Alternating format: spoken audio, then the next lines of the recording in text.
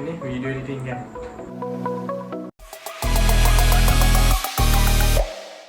අදත් ඔයාලව DMK Info Studio YouTube channel එකට සාදරයෙන් පිළිගන්නවා.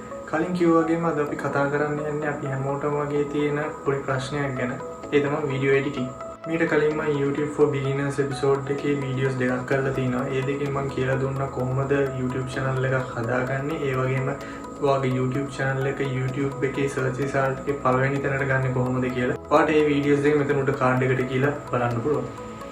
හරි වීඩියෝ එඩිටින් සම්බන්ධව ඔයාට වගේම මටත් තියෙන හරි පොඩි දැනුමක්. සමහරට එහෙම නැති වෙන්නත් පුළුවන්.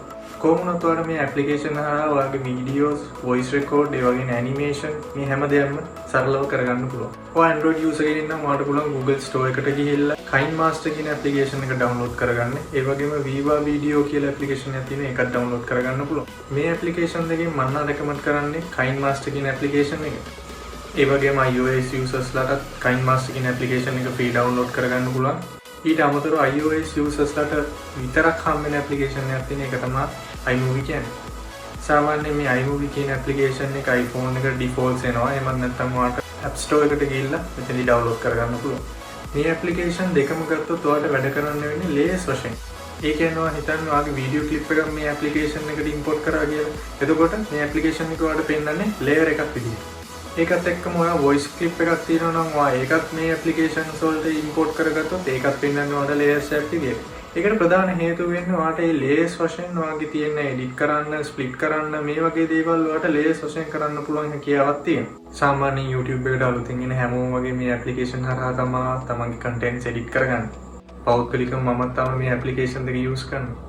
මුලින්ම මේ ඇප්ලිකේෂන් එක ඔයා වැඩ කරන්න යනකොට ඔයාලට මුලින් තේරෙයි මේක හරි අමාරුයි කරගන්න බෑ ඒ වගේ දේවල්.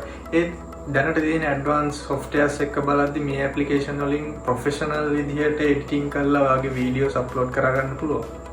Kinemaster කියන ඇප්ලිකේෂන් එකේ පොඩි අවාසියක් විදිහට තියෙන්නේ ඔයා එඩිට් කරන හැම වීඩියෝ එකම එක්ස්පෝර්ට් කරද්දී ඒගොල්ලන්ගේ Kinemaster කියන name එක signature එකක් විදිහට වදින එක. ඒකත් ඔයාලට පුළුවන් ප්‍රීමියම් version එකට අප්ග්‍රේඩ් වෙලා ඒ signature එක නැති කරගන්න. ඉතින් මම අද වීඩියෝ එකෙන් කතා කරේ වීඩියෝ එඩිටින් සම්බන්ධ ඇප්ලිකේෂන් ගැන. ඒකෙදි ප්‍රධාන වශයෙන් මම ඇප්ලිකේෂන්ස් දෙකක් ගැන කතා කරා. Kinemaster ඒ වගේම iMovie කියන එක. ඔයාලට මේ ඇප්ලිකේෂන් වල මොනවා හරි ප්‍රශ්න තියෙනවා නම් පල්ලෙහා කමෙන්ට් සෙක්ෂන් එකේ කතා කරන්න. මම ඒවට රිප්ලයි කරන්නම්.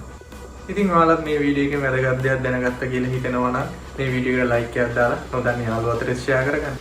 ඔයාලට මේ වගේ වීඩියෝස් දිගටම බලන්න පුළුවන් DMK Info Studio YouTube channel එකට subscribe කරලා bell icon එක click කරලා තිබ්බොත්. ඉතින් මේ වගේම අලුත් වීඩියෝ එකකින් හමු වෙමු. එතකන් ජය වේවා.